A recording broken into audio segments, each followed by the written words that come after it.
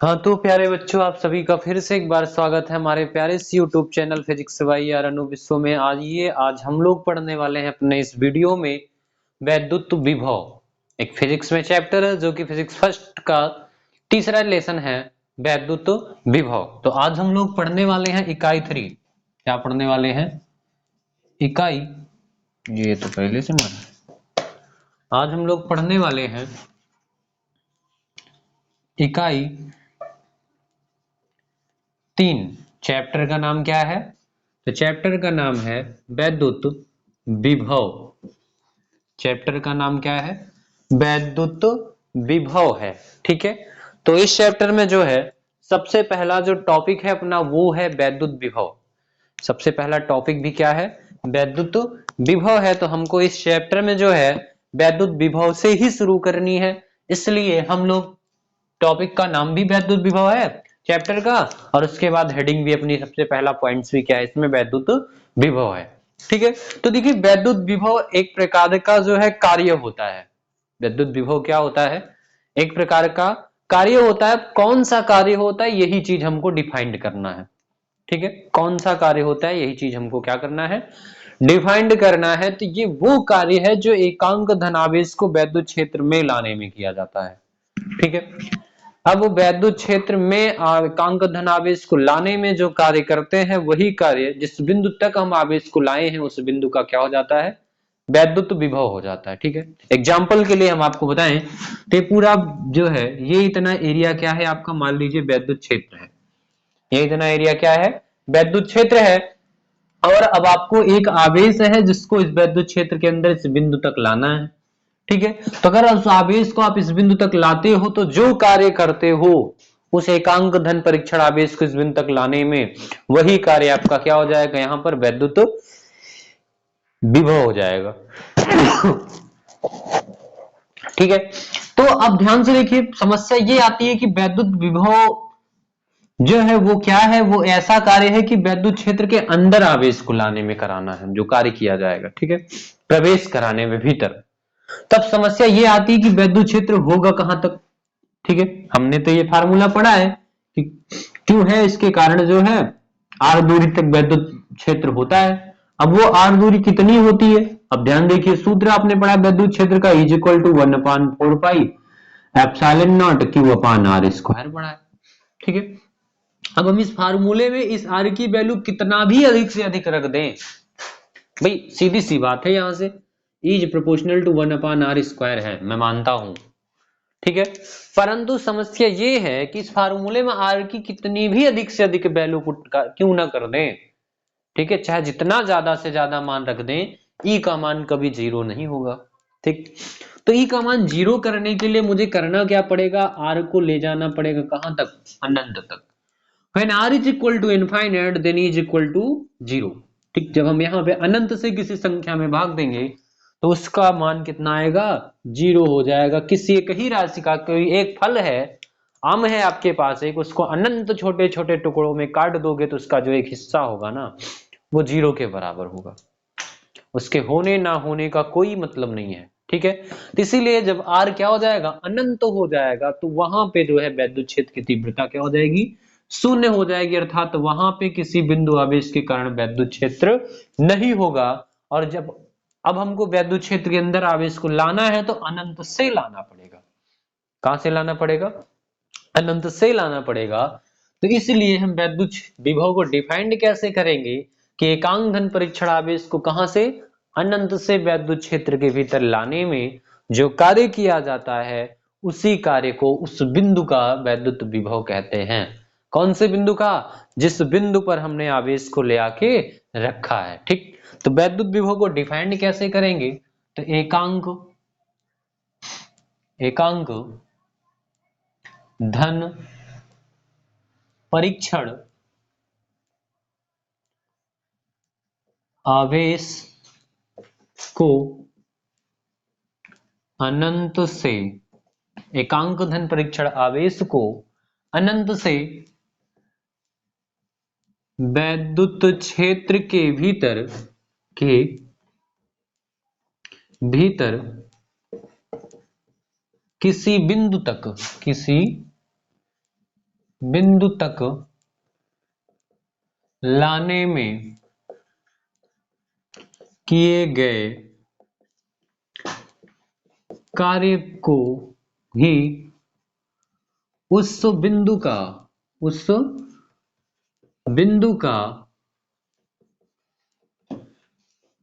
वैद्युत विभव कहते हैं। उस बिंदु का वैद्युत विभव कहते हैं। ठीक है, और वैद्युत विभव को ना कैपिटल V से प्रदर्शित करते हैं। वैद्युत विभव को किससे प्रदर्शित करते हैं?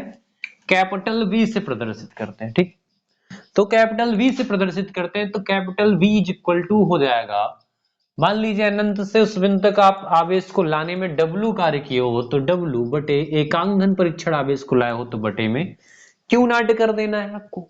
ठीक, इसका मात्रक क्या हो जाएगा? तो W का मात्रक क्या होता है? जूल। कार्य है ना, कार्य का मात्रक क्या होता है?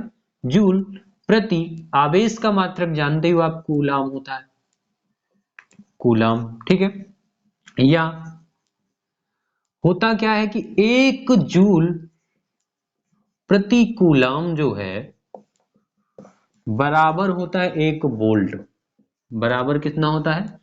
1 वोल्ट होता है। ठीक, तो हम वैद्युत विभव के मात्रक को वोल्ट भी कहते हैं, क्योंकि 1 जूल प्रति कूलाम किया गया कार्य जो है, 1 जूल प्रति कूलाम जो है वो 1 वोल्ट के बराबर है, इसलिए वैद्युत विभव का मात्रक क्या हो जाएगा? वोल्ट हो जाएगा। ठीक, और बीमा क्या हो जाएगी? बीमा। ठीक है, तो ये जो बीमा है ना, ये बहुत इंपॉर्टेंट है, क्योंकि एग्जाम जब देने जाते हो तो जो बहुविकल्पीय क्वेश्चंस पूछे जाते हैं, 3 लघु उत्तरीय क्वेश्चंस होते हैं 1 नंबर के, उन क्वेश्चनों में कुछ और नहीं पूछता, ही बीमा ही पूछता है। मात्रक बीमा, मात्रक बीमा, मात्रक बीमा। ठीक है, तो मैं तो आपको ऑलरेडी मात्रक से ही बीमा बनाना सिखाता हूं। एक तैयार है तो दूसरा तैयार हो जाएगा। ठीक है, मात्रक कहां से निकलवाता हूं? सूत्र से। सूत्र तैयार है तो मात्रक भी आ जाएंगे आपके। ठीक है, तो बीमा क्या हो जाएगा आपका? बीमा जो है ये जूल है ना, कार्य का मात्रक जूल, तो कार्य की बीमा mL2T-2 बटे कूलाम। कूलाम यानी आवेश, आवेश की बीमा क्या होती है? AT। ठीक है, इसको सॉल्व करेंगे तो mL2 T की घात 1 है, ऊपर जाएगी तो -1 और -2 पहले से तो -3, A की घात 1 है, ऊपर जाएगी तो -1, mL2T-3 A-1 हो जाएगा। ठीक है, ये बीमा हो जाएगा।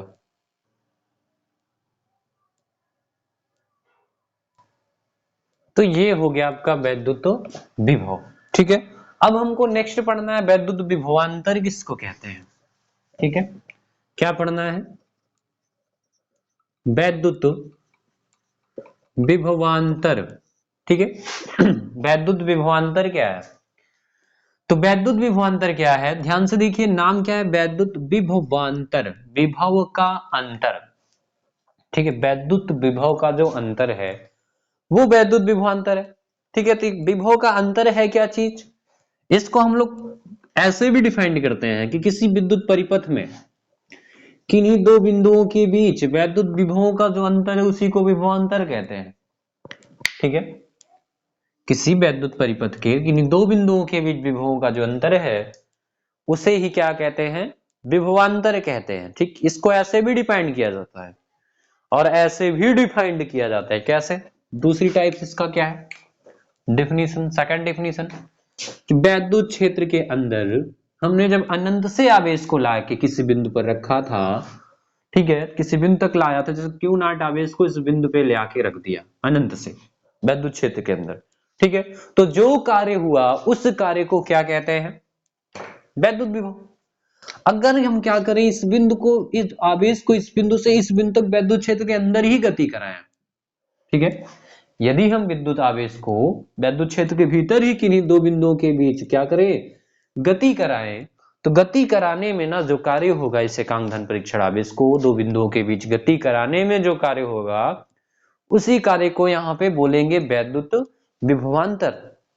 तब इस प्रकार से भी इसको डिफाइन कर सकते हैं कि वैद्युत क्षेत्र के भीतर वैद्युत आवेश को किन्हीं 2 बिंदुओं के बीच गति कराने में किए गए कार्य को ही क्या कहते हैं? वैद्युत विभवांतर कहते हैं। ठीक, तो इसकी दो प्रकार की डिफिनीशन बनाई जा सकती है। पहली डिफिनीशन, इन दोनों बिंदुओं के विभव के अंतर को विभवांतर कहेंगे। दूसरी डिफिनीशन, एकांक धन परीक्षण आवेश को वैद्युत क्षेत्र के भीतर, एकांक धन परीक्षण आवेश को वैद्युत क्षेत्र के भीतर किन्हीं दो बिंदुओं के बीच गति कराने में किए गए कार्य को वैद्युत विभवांतर कहते हैं। तो डिफिनीशन क्या हो जाएगी, एकांक धन परीक्षण आवेश को वैद्युत क्षेत्र के भीतर किन्हीं दो बिंदुओं के बीच, एकांक धन परीक्षण आवेश को वैद्युत क्षेत्र के भीतर किन्हीं दो बिंदुओं के बीच गति कराने में किए गए कार्य को वैद्युत विभवांतर कहते हैं। वैद्युत विभवांतर कहते हैं, ठीक है। एकांक धन परीक्षण आवेश को वैद्युत क्षेत्र के भीतर किन्हीं दो बिंदुओं के बीच गति कराने में किए गए कार्य को क्या कहते हैं, वैद्युत विभवांतर कहते हैं। और इसको किससे लिखते हैं, डेल्टा वी से। तो delta V is equal to क्या हो जाएगा, delta V is equal to गति कराने में किया गया कार्य है, किसको गति कराने में, तो एकांक धन परीक्षण आवेश को, तो बटे में क्यू नॉट, ठीक।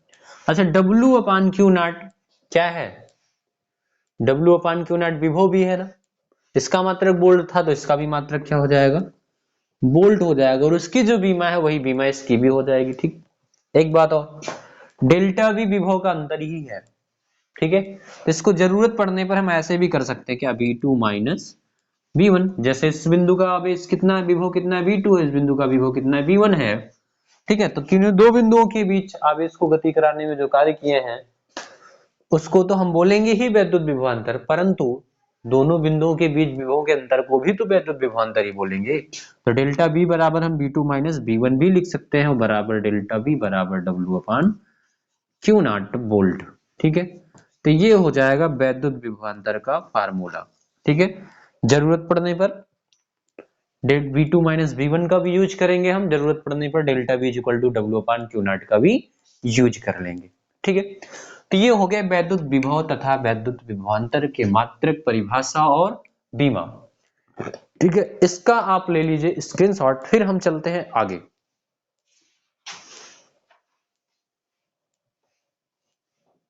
तो ले लिया होगा आपने स्क्रीनशॉट, अब हम आगे चलते हैं। तो नेक्स्ट अब हमको पढ़ना है, दो बिंदुओं के बीच आवेश को गति कराने में किया गया कार्य है, ठीक है।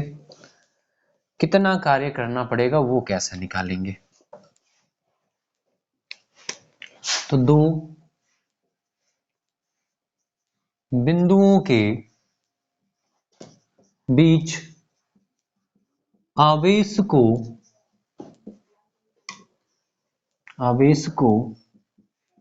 गति कराने में, ये बचेगी, किया गया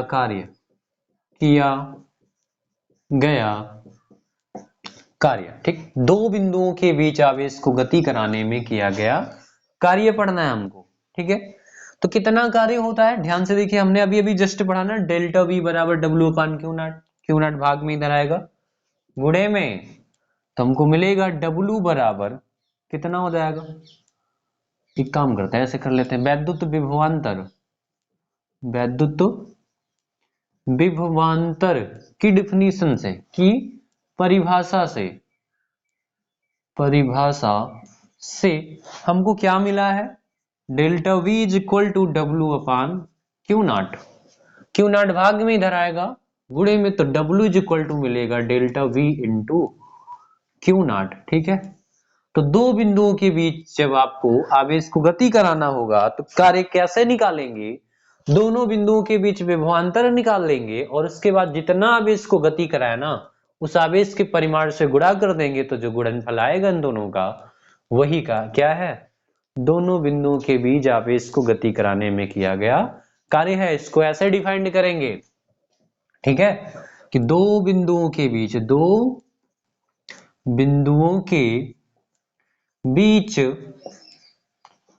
आवेश को गति कराने में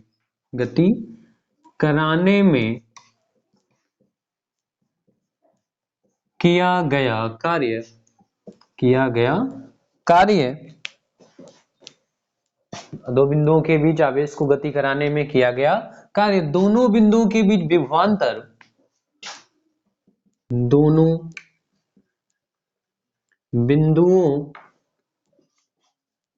बीच विभवांतर तथा आवेश की मात्रा के गुणनफल के बराबर होता है ना। देखो लिखा क्या है, किया गया जो कार्य है वो दोनों बिंदुओं के बीच विभवांतर और आवेश की मात्रा के गुणनफल के बराबर है, तो गुणनफल के बराबर होता है, ठीक है। तो ये हो जाएगा दो बिंदुओं के बीच आवेश को गति कराने में किया गया कार्य, ठीक है। अब यहीं से हम थोड़ा सा एक इलेक्ट्रॉन वोल्ट की परिभाषा निकाल लेते हैं, ठीक है। ये भी एग्जाम में पूछा जाता है, इलेक्ट्रॉन वोल्ट, ये बहुत पूछा जाता है एग्जाम में। एक इलेक्ट्रॉन वोल्ट को परिभाषित कीजिए, एक इलेक्ट्रॉन वोल्ट, ठीक है। तो एक इलेक्ट्रॉन वोल्ट होता क्या है, ध्यान से देखो आप, ये कार्य है जिसको कह सकते हैं ऊर्जा, ठीक है। और यहां पे हम क्या कर दें, आवेश को एक इलेक्ट्रॉन कर दें, यानी एक इलेक्ट्रॉन का आवेश रख दें और जुड़े 1 वोल्ट विभवांतर कितना कर दें, 1 वोल्ट, यानी 1 वोल्ट विभवांतर लगा करना किसी आवेश को त्वरित कर दे, तो वो जितना ऊर्जा ग्रहण करेगा, जितनी ऊर्जा उसको मिलेगी, जितना ऊर्जा अर्जित कर लेगा, उसी ऊर्जा को ही हम क्या कहते हैं, एक इलेक्ट्रॉन वोल्ट ऊर्जा कहते हैं, ठीक है। तो चलिए इसको डिफाइन कर देते हैं थोड़ा सा। यहां से W बराबर मिल जाएगा आपको,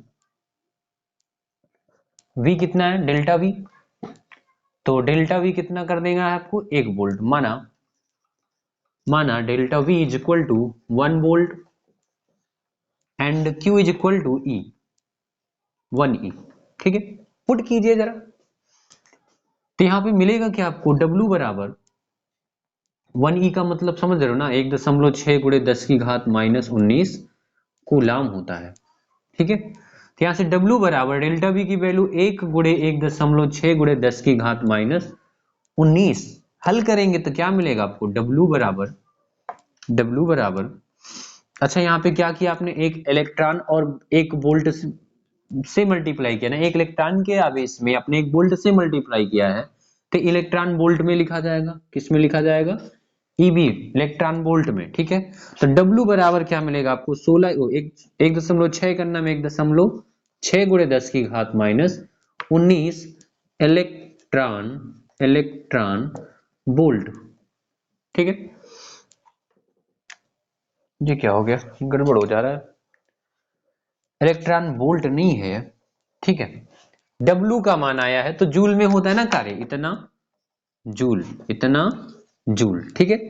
तो यहां से हम ये कह सकते हैं कि ये जो एक इलेक्ट्रॉन वोल्ट को हमने V वोल्ट द्वारा त्वरित किया है, तो जितना उसको कार्य ऊर्जा मिली है, जितना जूल, वही ऊर्जा क्या है, एक इलेक्ट्रॉन वोल्ट है। अतः मैं कह सकता हूं कि एक इलेक्ट्रॉन वोल्ट द्वारा बराबर होता है 1.6 गुणे 10 की घात -19 जूल होता है, ठीक। क्यों, क्योंकि मैंने 1 वोल्ट विभवांतर पर एक इलेक्ट्रॉन को त्वरित किया है ना, तो उसने जो ऊर्जा अर्जित की है, इसी ऊर्जा को क्या कहेंगे, एक इलेक्ट्रॉन वोल्ट ऊर्जा कहते हैं। इसको डिफाइंड कैसे करेंगे, तो ऐसे ही डिफाइंड करेंगे, कैसे, 1 वोल्ट विभवांतर द्वारा 1 वोल्ट विभवांतर द्वारा एक इलेक्ट्रॉन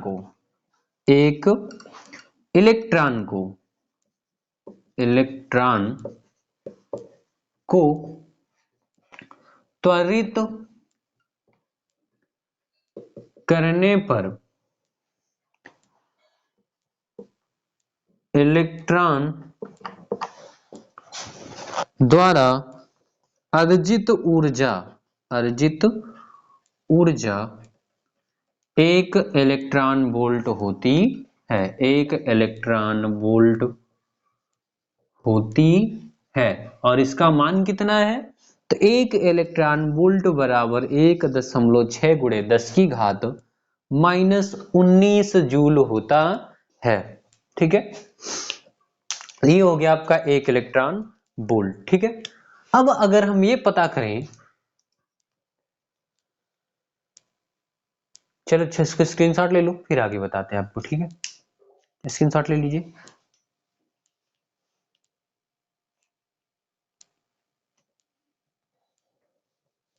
तो आपने स्क्रीनशॉट ले लिया होगा, चलिए आगे चलते हैं।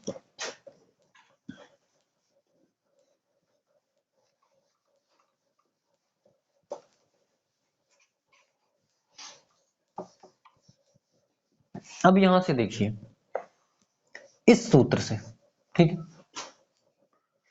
अगर हमको निकालना हो इलेक्ट्रॉन द्वारा अर्जित ऊर्जा, ठीक है, यम द्रव्यमान के कण द्वारा v वोल्ट से त्वरित होने पर अर्जित वेग, क्या निकालना है मुझको? अर्जित वेग ज्ञात करना है। ठीक, तो इसके लिए अब हम क्या करेंगे, ध्यान से देखिए। अभी सूत्र लिखा था ना, W बराबर डेल्टा V क्यू लिखा था सूत्र। ठीक है, अब देखो यह और W क्या है? कार्य ऊर्जा प्रमेय से कार्य और ऊर्जा बराबर होती है। कार्य ऊर्जा प्रमेय से कार्य बराबर क्या होता है? ऊर्जा। तो W को हम गतिज ऊर्जा K भी लिख सकते हैं, अर्थात K बराबर डेल्टा V क्यू हो जाएगा। और आपने पढ़ा ना, K बराबर 1/2 mv, 1/2 mv square is equal to delta V Q होता है। परंतु हमको निकालना है अर्जित वेग, द्विभाग में उधर जाएगा गुणे में, तो mv स्क्वायर बराबर 2 डेल्टा V क्यू हो जाएगा। यम गुणे में उधर आएगा भाग में, तो V स्क्वायर बराबर 2 into delta V q upon m हो जाएगा, और स्क्वायर हटेगा तो उधर क्या लग जाएगा? रूट। तो V बराबर मिलेगा आपको under root 2 delta V q upon m। ठीक है, इतना मीटर प्रति सेकंड का वेग वो अर्जित कर लेगा। यम द्रव्यमान का कोई कण है जो डेल्टा V विभवांतर द्वारा त्वरित होता है, तो वो कितना वेग अर्जित करेगा? तो under root 2 delta V q upon m metre प्रति सेकंड का वेग अर्जित कर लेगा।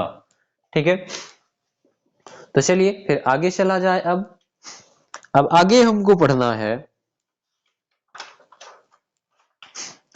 बिंदु आवेश के कारण किसी बिंदु पर वैद्युत विभव पढ़ना है। क्या पढ़ना है? बिंदु आवेश के कारण किसी बिंदु पर वैद्युत विभव। तो इसको मैं इरेज कर देता हूं।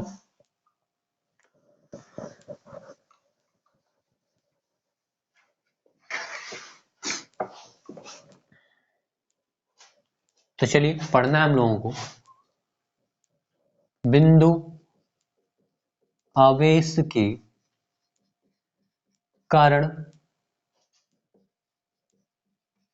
किसी बिंदु पर वैद्युत विभव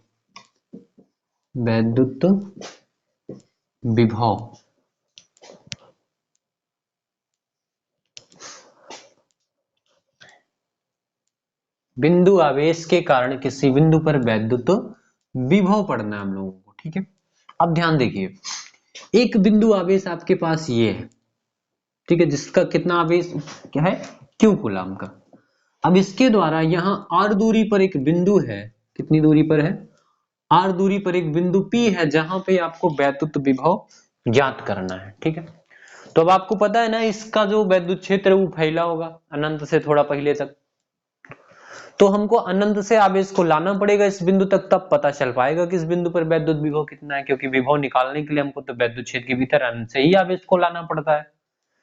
तो अब हम क्या करेंगे, परीक्षण आवेश को लाना स्टार्ट करेंगे अनंत से। ठीक है, लेकिन समस्या ये है कि जैसे जैसे क्योंकि हमको निकालना क्या है, अभी विभव निकालना है। तो आप जानते हो ना V is equal to W upon Q होता है। विभव निकालने के लिए कार्य निकालना पड़ेगा, और कार्य बराबर होता है बल गुणे विस्थापन। कार्य बराबर क्या होता है, बल गुणे विस्थापन। तो बल और विस्थापन का गुणनफल ही कार्य है ना। परंतु दिक्कत ये नहीं है कि बल विस्थापन का गुणनफल कार्य है। समस्या तो ये है कि जैसे जैसे दोनों आवेश एक दूसरे के समीप आएंगे, वैसे वैसे इनके बीच लगने वाला जो प्रतिकर्षण बल है या आकर्षण बल, प्रतिकर्षण बल, ठीक है, क्योंकि मैं परीक्षण आवेश को ला रहा हूं ना विभव पता करने के लिए, तो परीक्षण आवेश भी धन का होता है, यहाँ पे जो रखा आवेश वो भी धन का है। तो जैसे जैसे इनको एक दूसरे के समीप लाएंगे, वैसे वैसे इनकी जो दूरियां है वो कम होती जाएगी, और जैसे जैसे दूरी घटेगी इनके बीच लगने वाला प्रतिकर्षण बल जो है वो इंक्रीज हो जाएगा, बढ़ता जाएगा। ठीक है, तो यहाँ पे जो बल है वो परिवर्ती राशि है। तो जब बल परिवर्ती हो जाए तो ऐसी कंडीशंस में कार्य निकालना थोड़ा सा इम्पॉसिबल है कि मैं बल का कौन सा वैल्यू पुट करूं यार, जो निरंतर बल तो बदल रहा है, तो बल गुणे विस्थापन में कौन से बल का मान रखूं। तो इस सिचुएशंस को सॉल्व करने के लिए न्यूटन ने कहा कि आप समाकलन मेथड का यूज करिए। ठीक है, उन्होंने कहा कि आप सबसे पहले एक छोटी सी दूरी में जो बल लग रहा है उसको पता कर लीजिए और उससे कार्य निकाल लो, छोटा सा कार्य। ठीक है, और उसका डिफरेंशिएट कर दो, अवकलन समाकलन कर दो, ठीक है, और इंटीग्रेट कर दो उसको, और फिर आपको पता चल जाएगा। जैसे आप समाकलन निकालोगी तुरंत आपका टोटल कार्य आ जाएगा। लिमिट लगा दीजिए कि हम कहां से कहां तक ला रहे हैं। तो हम भी क्या करेंगे, आज सबसे पहले बल पता करेंगे और छोटा सा कार्य निकालेंगे छोटी दूरी चलने में, जहां तक कि इतना छोटी दूरी विस्थापित कराएंगे कि अब दूरी बदलेगा ही नहीं। ठीक है, इतना नगण्य विस्थापन होगा कि पता ही नहीं चलेगा कि दूरी बदला है कि बदला ही नहीं, तो बल का मान कैसे बदलेगा। ठीक, तो हम क्या करेंगे, अनंत से आवेश को ला रहे थे, यहाँ पे एक बिंदु मिल गया हमको ए, यहाँ पे पुट किया, और फिर इससे बहुत स्मॉल दूरी कहां तक लाए, dx दूरी तक लाए आवेश को, और कहां पे रख दिया, बिंदु बी पर रख दिया। ठीक है, dx दूरी लाके, ठीक है, अनंत से ला रहे थे और उसको बिंदु ए से बी तक लाने में मान लो सूक्ष्म दूरी dx तय करनी। तो इस डेरिवेशन को करने के लिए आप पहले लिखेंगे क्या, माना है कि बिंदु आवेश क्या है, क्यू है, जिससे आर दूरी पर एक बिंदु पी है जहां पे वैद्युत विभव ज्ञात करना है, और आवेश को अनंत से लाकर बिंदु ए से बिंदु बी तक लाने में dx दूरी विस्थापित करते हैं। ठीक है, तो इस dx दूरी, और हाँ ये जो डिस्टेंस है ना a, इसकी इस बिंदु P से x दूरी डिस्टेंस है। इस बिंदु P से कितना दूरी पर है, सॉरी पहले आवेश यानी क्यों आवेश से कितना दूर पर है, x दूरी पर है। ठीक है, और फिर इससे थोड़ा सा दूर ले आए तो dx दूरी विस्थापित कराए। ठीक है, तो बिंदु A पर आवेश पर लगने वाला बल निकालेंगे सबसे पहले, क्योंकि कार्य निकालना है। बिंदु A पर परीक्षण आवेश Q0 पर, बिंदु A पर आवेश Q0 पर लगने वाला बल, लगने वाला बल ज्ञात करेंगे। तो जानते हो ना कूलाम के नियम से बल का सूत्र क्या है, F बराबर 1/4 pi epsilon not. Q1 Q2 तो एक आवेश Q है, दूसरा Q0 है जो बिंदु A पर है, तो Q0 अपान बीच की दूरी x स्क्वायर। ठीक, बल हो गया। अब सूक्ष्म दूरी dx विस्थापित कराने में किया गया कार्य निकालेंगे। ठीक है, तो सूक्ष्म दूरी dx विस्थापित कराने में किया गया कार्य। ठीक है, तो कार्य कितना हो जाएगा, तो कार्य बराबर जानते हो, छोटी सी दूरी विस्थापित कर रहा हो तो dw हो जाएगा, छोटा सा कार्य, dw बराबर f into D x, F into क्या हो जाएगा dx। पर समस्या थोड़ी सी, बल गुण विस्थापन उस कंडीशन में होता है जब बल विस्थापन की दिशा में हो, परंतु यहाँ पे ना इन दोनों के बीच प्रतिकर्षण बल लग रहा है जो कि इसको इधर प्रतिकर्षित कर रहा है, हम आवेश को इधर ले आ रहे हैं। तो बल विस्थापन की विपरीत दिशा में है इस वजह से कार्य जो बल का मान है उसको हम माइनस में पुट करेंगे।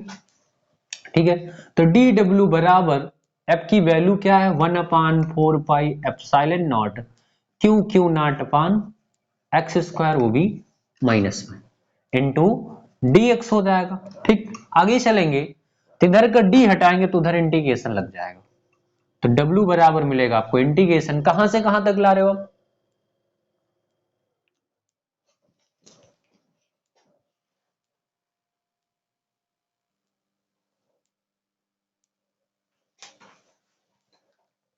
तो चलिए आगे क्या हो जाएगा इंटीग्रेशन। ये माइनस चिन्ह को बाहर लिख लेते हैं 1/4 pi epsilon not Q not upon X square D X. ठीक है, फिर हो जाएगा आपका W is equal to 1/4 pi epsilon not नियत है, इसको बाहर कर लो। आप इसकी मात्राएं भी नियत है, इसको भी क्या कर लेंगे बाहर कर लेंगे, तो आपको माइनस का 1/4 पाई एप्सिलॉन नॉट और क्यू नॉट बाहर आ जाएगा, क्यू नॉट क्या हो जाएगा बाहर आ जाएगा। ठीक है, तो मिलेगा क्या आपको, आगे चलेंगे तो नेक्स्ट बचेगा क्या इंटीग्रेशन, यहां पे 1/x² dx मिलेगा। तो W is equal to minus का 1/4 पाई एप्सिलॉन नॉट क्यू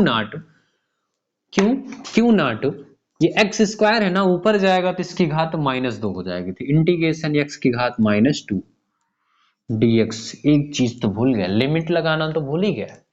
ठीक है, तो लिमिट क्या लगाएंगे, कहां से हम आवेश को कहां तक ला रहे हैं, तो हम अनंत से ला रहे हैं, कहां रखना है बिंदु P पर रखना है। ठीक है, तो अनंत से स्टार्ट कर रहे हैं लाना, और कितनी दूरी तक बचा है अभी बिंदु P आवेश से r दूरी पर, तो अनंत से r दूरी तक हम आवेश को ला रहे हैं, इसलिए लिमिट लगाएंगे infinite to r, infinite to r, infinite to r। ठीक, अब इसका समाकलन देंगे, समाकलन का सूत्र होता है x पावर n का integration x power n dx is equal to होता है x power n plus 1 n plus 1 n minus n plus 1 upon n plus 1। ठीक है, तो हमको समाकलन करना है x की घात -2 का। ठीक है, इंटीग्रेशन x घात -2 dx करना है, तो इसको हम क्या करेंगे, x की घात n प्लस 1 है तो -2 प्लस 1 बटे -2 प्लस 1 कर देंगे, तो यहां से आएगा क्या 2 प्लस 1 कितना हो जाएगा -1, तो x की घात -1 बटे 2 -2 प्लस 1 क्या हो जाएगा -1। ठीक है, जिसको तो यहां से हमने सॉल्व किया तो हमको क्या मिला, और बटे में -1 लिखने का कोई मतलब नहीं है। ठीक है, या आप इसको ऐसे भी कर सकते हो, x की घात -1 ऊपर है नीचे ले आएंगे तो +1 हो जाएगा, तो माइनस का ये आगे चिन्ह लगा देंगे और 1/x लिख देंगे। ठीक है, तो जब इस पूरे का हमने इंटीग्रेशन किया तो क्या मिला हमको 1/x माइनस में मिला, तो W बराबर 1/4 pi epsilon not Q not, और इंटीग्रेशन कितना मिल रहा है हमको माइनस में 1/x, और इस पर लिमिट कितना है इनफाइनाइट टू r है, अनंत से r है इनफाइनाइट, तो W बराबर मिलेगा माइनस का 1/4 पाई एप्सिलॉन नॉट। इस माइनस चिन्ह को बाहर निकाल लेंगे तो ये माइनस और ये माइनस क्या हो जाएगा प्लस हो जाएगा, क्यू नॉट। लिमिट सॉल्व करने का तरीका क्या है, अपर लिमिट पहले रिप्लेस करना है, फिर उसके बाद लोअर लिमिट। अपर लिमिट कितना है r, तो इस x के स्थान पे पहले r को पुट करेंगे तो 1/r, फिर माइनस लगाएंगे लोअर लिमिट, तो लोअर लिमिट इनफाइनाइट है तो 1/x के स्थान पे क्या रख देना है इनफाइनाइट। ठीक है, तो W बराबर 1/4 पाई एप्सिलॉन नॉट क्यू, ठीक है, इंटू 1/r माइनस 1 अपान इनफाइनाइट क्या होता है 0। ठीक है, आगे चलेंगे तो ये मिलेगा आपको। ठीक है, इस इंटीग्रेशन को मैं मिटा देता हूं, तो आगे आपको क्या मिलेगा W बराबर 1/4 pi epsilon not Q not. ठीक है, और 1/r में से ना 0 घटेगा तो 1/r बचा रहेगा, और 1/r का इंटू क्यू नॉट में हो जाएगा, क्यू नॉट में हो जाएगा, तो क्यू नॉट बटे क्या आ जाएगा r जूल। ठीक है, तो इस बिंदु तक आवेश को लाने में इतना कार्य करना पड़ेगा, तो इस बिंदु का वैद्युत विभव क्या हो जाएगा, तो बिंदु P पर P पर वैद्युत विभव तो बिंदु P पर वैद्युत विभव कितना हो जाएगा? तो V is equal to W upon Q not होता है। तो V is equal to W की वैल्यू हमने निकाली 1/4 pi epsilon not Q not upon R, और बटे में क्या है आपका क्यू नॉट, तो क्यू नॉट से क्यू नॉट हो गया कैंसिल आउट, तो V इज इक्वल टू मिला आपको क्या 1/4 pi epsilon not Q upon R volt. ठीक है, तो बिंदु आवेश के कारण किसी बिंदु पर जो वैद्युत विभव है वो कितना होता है? इतना होता है, V बराबर 1/4 pi epsilon not Q upon R volt होता है। ठीक है, तो ये हो गया बिंदु आवेश के कारण किसी बिंदु पर वैद्युत विभव का सूत्र। इसको आप नोट कर लीजिए, फिर हम आगे चलते हैं।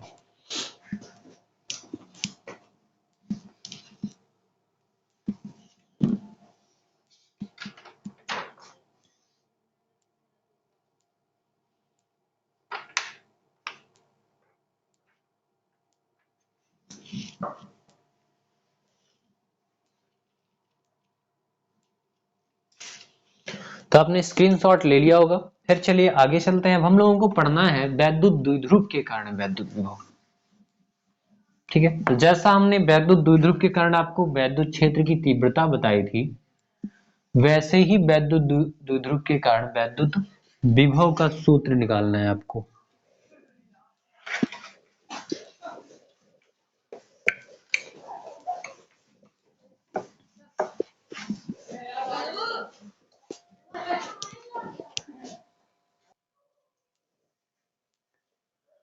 हाँ, तो हमको पढ़ना है अब वैद्युत द्विध्रुव के कारण वैद्युत विभव। वैद्युत द्विध्रुव के कारण वैद्युत विभव। ठीक है, जिसमें से सबसे पहला पॉइंट है अक्षीय स्थिति। अक्षीय स्थिति, तो मैंने बताया था आपको कि अक्षीय स्थिति क्या होता है? दोनों बिंदु आवेशों से गुजरने वाली रेखा पर वैद्युत द्विध्रुव की डायरेक्शन में जो पॉइंट आए उसको बोलते हैं कि वो बिंदु है अक्षीय स्थिति में। ठीक है, तो जैसे मैंने कहा था ना कि आप बाईं ओर माइनस आवेश को रखा करो और इससे ठीक 2l दूरी पर दाहिनी ओर क्या रख लिया करो? प्लस क्यू आवेश को। ठीक, इन दोनों आवेशों से होकर गुजरने वाली ये जो रेखा है, इस पर जो बिंदु है, इसी बिंदु को बोलते हैं कि अक्षीय स्थिति में है बिंदु P। ठीक, अब ध्यान देखो, इन दोनों बिंदु आवेश यानी कि वैद्युत द्विध्रुव का ये केंद्र O हो गया, ये केंद्र क्या हो गया? O हो गया, और केंद्र से इस आवेश तक की दूरी L है, और इस केंद्र से इस आवेश तक की दूरी कितना है? L है। यहां तक की डिस्टेंस कितनी है? L है। ठीक है, ऐसे। और यहां इस केंद्र से जो बिंदु P है, यहां तक की दूरी कितना है? तो R है। केंद्र से बिंदु P तक की दूरी कितना है? R है। ठीक है, तो अब हमने कहा था ना, जब भी आपको डेरिवेशन करना तो आप डेरिवेशन ने उसको एक न्यूमेरिकल समझकर सॉल्व करिए। क्या सॉल्व करिए? न्यूमेरिकल समझकर, डेरिवेशन आसान हो जाएगा। वैद्युत विभव अदिश राशि, आपको डायरेक्शन भी नहीं देखनी है, बस फर्क क्या है कि अब हम करेंगे क्या? बिंदु आवेश के कारण वैद्युत विभव पढ़ा है ना, अभी हम एक बार क्या करेंगे, इस आवेश को भूल जाएंगे, केवल इसको याद रखेंगे, इसके कारण यहाँ पे विभव निकाल लेंगे, फिर इसको भूल जाएंगे, इसको याद रखेंगे, और इसके कारण यहाँ पे विभव निकाल लेंगे, और दोनों के कारण विभव निकाल कर अदिश राशि ना दिशा ना कुछ नहीं, सीधा सीधा V बराबर V1 प्लस V2 कर देंगे, डेरिवेशन सॉल्व हो गया। ठीक है, तो वही चीज मैं करने वाला हूं जो आपको बता रहा हूं। तो सबसे पहले क्या करेंगे, मान लेंगे, माना माइनस क्यू आवेश के कारण, पहले प्लस क्यू आवेश के कारण निकाल लेते हैं। ठीक, तो माना प्लस क्यू आवेश के कारण बिंदु P पर वैद्युत विभव V1 है। कितना है? V1 है, तो क्या मिल जाएगा आपको?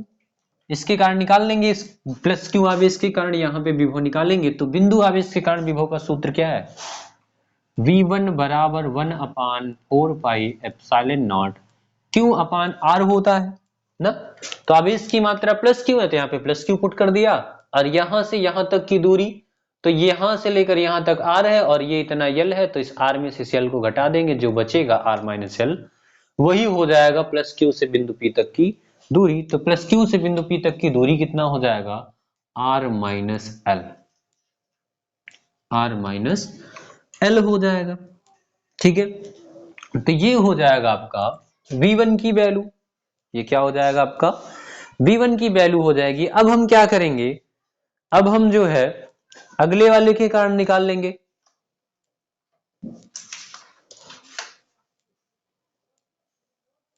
ठीक है, कौन से अगले वाले के कारण, माइनस क्यू आवेश के कारण बिंदु P पर विभव निकालेंगे। तो माना माइनस क्यू आवेश के कारण बिंदु P पर वैद्युत विभव, वैद्युत विभव V2 है, कितना है, V2 है। तो यहां से V2 इज इक्वल टू मिलेगा आपको 1/4 पाई एप्सिलॉन नॉट, और आवेश की मात्रा इस बार माइनस क्यू है, तो यहाँ पे माइनस क्यू रिप्लेस करना आपको। अदिश राशि में चिन्ह सहित रखना है और सदिश राशि में दिशा के साथ, ठीक है, उसमें चिन्ह नहीं रखा जाता है। तो वैद्युत विभव अदिश राशि, इसलिए यहाँ पे माइनस तो प्लस चिन्ह को साथ में लेकर सॉल्व करेंगे। अब वैद्युत क्षेत्र की तीव्रता सदिश राशि थी, इसलिए उसमें माइनस प्लस चिन्ह को नहीं देखना था, केवल डायरेक्शन देखना था। ठीक है, तो चलिए माइनस क्यू अपान डिस्टेंस यहां से यहां तक, तो यहां से यहां तक आर और यहां से यहां तक एल, तो टोटल कितना हो जाएगा, आर प्लस एल हो जाएगा, आर प्लस एल हो जाएगा। और इस माइनस को आगे लगा देना, तो V2 is equal to minus का 1/4 pi epsilon not Q upon R plus L मिलेगा। ठीक, बिंदु P पर परिणामी निकालेंगे, तो बिंदु P पर परिणामी वैद्युत विभव, वैद्युत विभव कितना हो जाएगा, तो V is equal to V1 plus V2 हो जाएगा। क्या हो जाएगा, V is equal to V1 plus V2। तो V is equal to V1 कितना है, तो 1/4 pi epsilon not Q upon R minus L है। V2 कितना है, तो माइनस में है 1/4 pi epsilon not Q upon R plus L है। ठीक है, चलो वैल्यू पुट करो, वो कॉमन करो, तो क्या कॉमन है, तो 1/4 पाई एप्सिलॉन नॉट क्यू और 1/4 पाई एप्सिलॉन नॉट क्यू दोनों में सेम है, तो 1/4 पाई एप्सिलॉन नॉट क्यू को कॉमन कर लेना है, तो बचेगा क्या, 1/r माइनस एल, और यहाँ पे माइनस में 1/r प्लस एल बच रहा है। ठीक है, चलो आगे सॉल्व करते हैं। तो V is equal to 1/4 pi epsilon not Q, solve करेंगे तो तिर्यक गुणा, तो 1 का गुणा r प्लस एल में होगा तो r प्लस एल मिल जाएगा, और r माइनस एल का गुणा जब 1 में होगा तो आपको माइनस में r माइनस एल मिल जाएगा, और इस माइनस का अंदर गुणा करें प्लस माइनस माइनस, ये माइनस माइनस हो जाएगा प्लस। ठीक है, या एक काम करो, ऐसे ही माइनस लगे रहने दो, ब्रेकेट लगा दो। ठीक है, और बटे a माइनस बी और a प्लस बी का सूत्र बन रहा है a square minus B square का। ठीक है, नेक्स्ट स्टेप, तो v is equal to 1/4 pi epsilon not Q, ये हो जाएगा आपका r प्लस एल और प्लस माइनस माइनस r, और ये माइनस माइनस प्लस एल बटे में r स्क्वायर धन एल स्क्वायर। ठीक, चलो आगे चलते हैं हम। तो यहां देखिए माइनस का r और प्लस का r हो गया कैंसिल।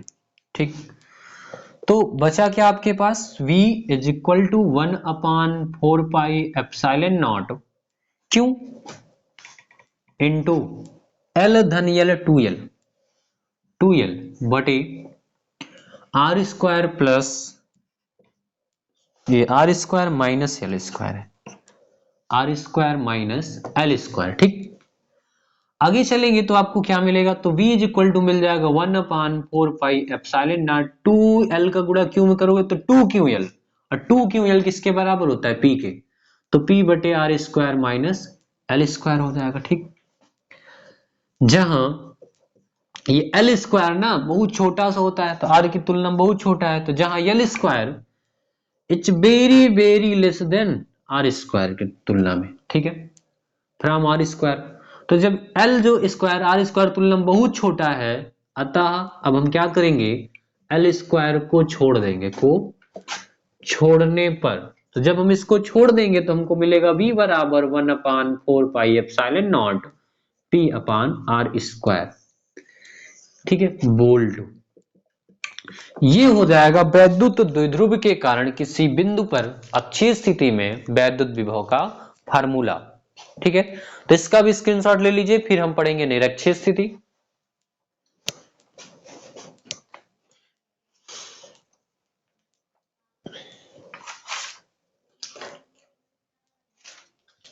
तो आपने स्क्रीनशॉट ले लिया होगा, चलिए मिटा देता हूं मैं इसको।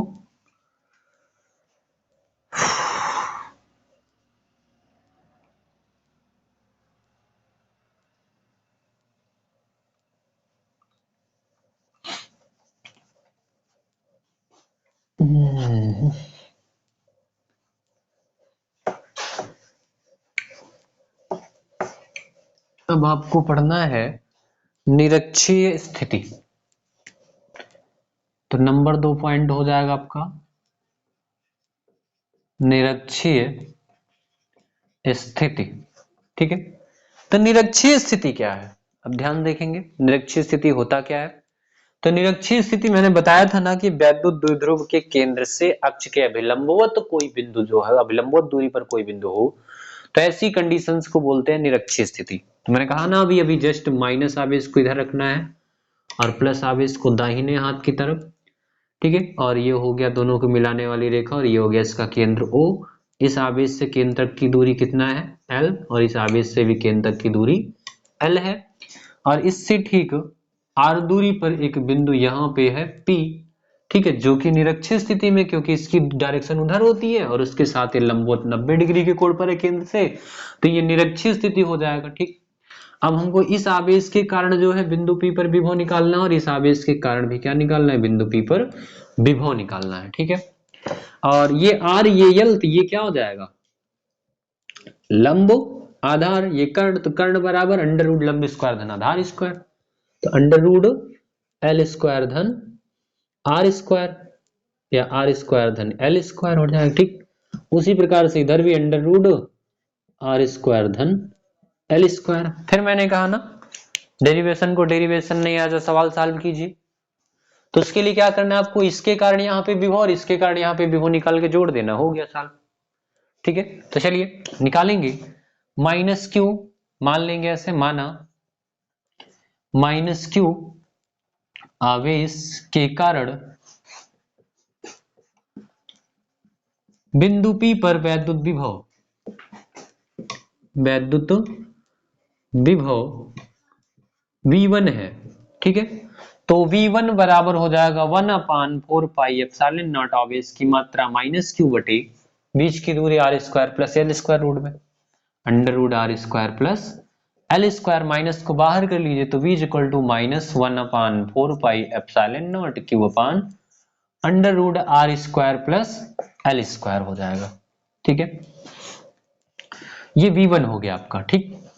अब हम प्लस क्यू आवेश के कारण निकालेंगे, तो मान लेंगे माना प्लस क्यू आवेश के कारण बिंदु P पर वैद्युत विभव, वैद्युत विभव V2 है, कितना है, V2 है। तो यहां से V2 इज इक्वल टू मिलेगा आपको 1/4 पाई एप्सिलॉन नॉट, प्लस का आवेश है तो plus Q upon under root R square धन L स्क्वायर हो जाएगा, क्योंकि प्लस क्यू आवेश से भी उतनी दूरी है, ठीक है। अब बिंदु P पर परिणामी आवेश निकालेंगे, तो बिंदु P पर परिणामी आवेश, परिणामी आवेश, तो बिंदु P पर परिणामी आवेश कितना हो जाएगा, तो अदिश राशि बताया ना V बराबर V1 प्लस V2 करना है, तो कर दीजिए V बराबर V1 प्लस V2। तो V बराबर V1 कितना आपका माइनस का 1/4 pi epsilon not Q upon under root R square plus L square है, और V2 कितना है, तो प्लस का 1/4 pi epsilon not Q upon under root R square plus L square.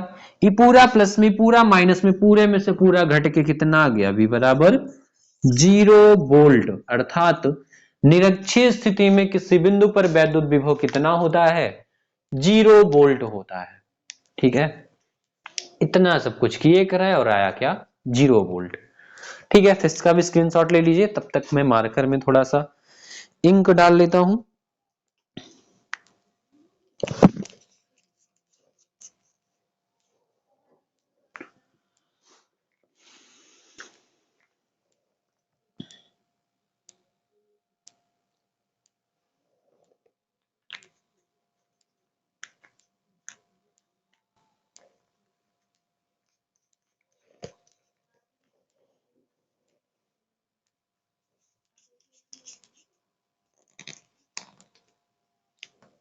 तो आपने स्क्रीनशॉट ले लिया होगा। ठीक है, तो मैं इसको इरेज कर देता हूं। अब हम पढ़ने वाले हैं अन्य स्थिति में वैद्युत विभव। तीसरा पॉइंट, अन्य स्थिति में वैद्युत विभव, ना ही अक्ष पर हो आवेश बिंदु P और ना ही निरक्ष पर हो, बल्कि कहीं और हो बिंदु आवेश, तो उसके कारण हमको निकालना है वैद्युत विभव निकालना है। ठीक है, तो वीडियो भी 1 घंटे की लगभग होने वाली है और तब तक अपना ये वाला भी टॉपिक क्लियर हो जाएगा। ठीक है, तो तीसरा पॉइंट क्या है? अन्य स्थिति, अन्य स्थिति। ठीक है, तो अन्य स्थिति में वैद्युत विभव पढ़ना हम लोगों को। तो इसका मतलब यहाँ पे माइनस क्यू आवेश और यहाँ पे क्या है? प्लस क्यू आवेश है। तो और ये इन दोनों को मिलाने वाली रेखा हो गई और ये इसका केंद्र O हो गया, और इसके केंद्र से ना ही निरक्ष पर ना ही अक्ष पर, बल्कि यहाँ पे एक बिंदु P है जो कि इसके केंद्र से कितना दूरी पर है? R दूरी पर है ये बिंदु P O से। ठीक, तो आपको पता है ना कि वैद्युत द्विध्रुव की डायरेक्शन माइनस से प्लस की ओर इधर की ओर होती है, P की डायरेक्शन, और ये इसके साथ थीटा कोण पर है, तो P का जो थीटा कोण पे घटक होगा वो लिखा जाएगा P cos थीटा से, P cos थीटा से, और इसका जो दूसरा घटक हो जाएगा ये हो जाएगा आपका P sin थीटा हो जाएगा। ठीक, अब ध्यान देखिए P cos थीटा की डायरेक्शन में बिंदु P है, तो अगर वैद्युत द्विध्रुव की दिशा में बिंदु P हो तो उसको बोलते हैं अक्षीय स्थिति, और अगर वैद्युत द्विध्रुव की दिशा से लंबवत किसी पॉइंट पर है बिंदु P तो उसको बोलेंगे निरक्षीय स्थिति। P cos थीटा भी उसी डायरेक्शन में जा रहा है और बिंदु P भी उसी डायरेक्शन में है, तो P cos थीटा के लिए, P cos थीटा के लिए बिंदु P अक्षीय स्थिति में है। कौन सी स्थिति में है? अक्षीय स्थिति में है, स्थिति में है।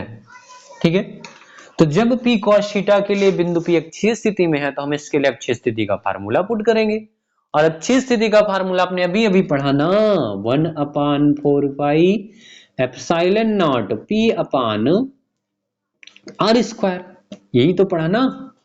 अक्षीय स्थिति में वैद्युत विभव का फार्मूला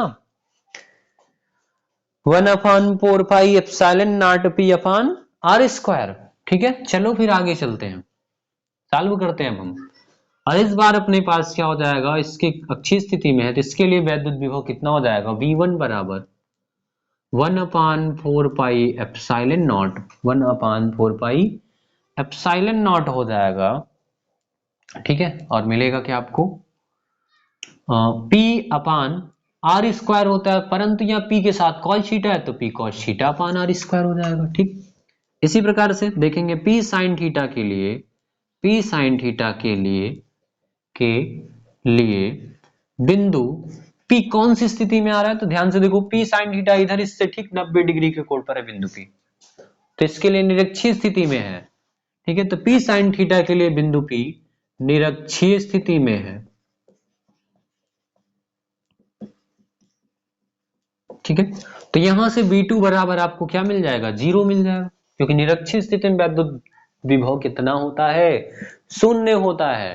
ठीक है, तब बिंदु P पर परिणामी वैद्युत विभव कितना हो जाएगा? बिंदु P पर परिणामी विभव, ठीक है, तो बिंदु P पर परिणामी विभव कितना हो जाएगा? आइए इसको देख लेते हैं हम लोग।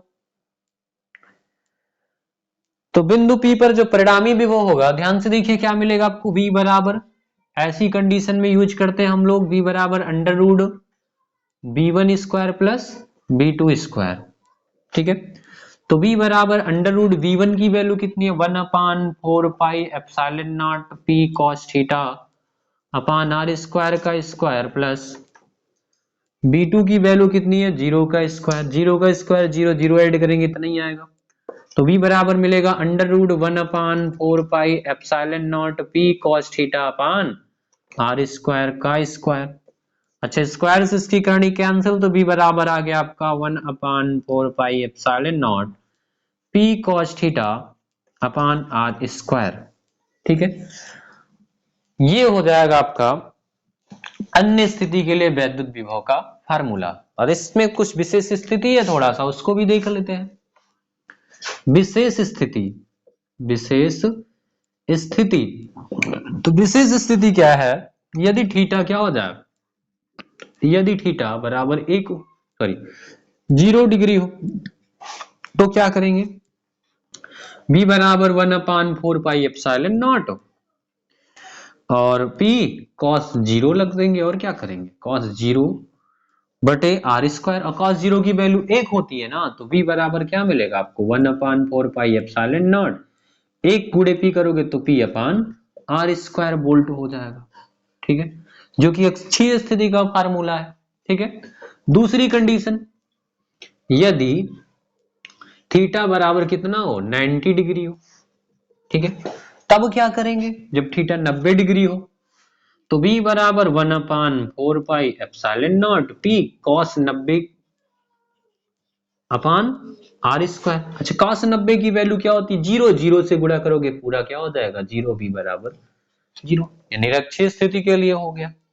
ठीक है, तो ये जो है हो गया आपका अन्य स्थिति में वैद्युत विभव के लिए व्यंजक, और ये भी किस में आता है, वोल्ट में आता है। ठीक है, तो इसका भी स्क्रीनशॉट ले लीजिए, और वीडियो भी लंबी हो जा रही इसलिए अब हम लोग थोड़ा बहुत जो बचा हुआ है इस चैप्टर में उसको नेक्स्ट वीडियो में पढ़ेंगे। तो तब तक के लिए सभी को बाय बाय, चलते हैं, फिर मिलेंगे नेक्स्ट वीडियो में।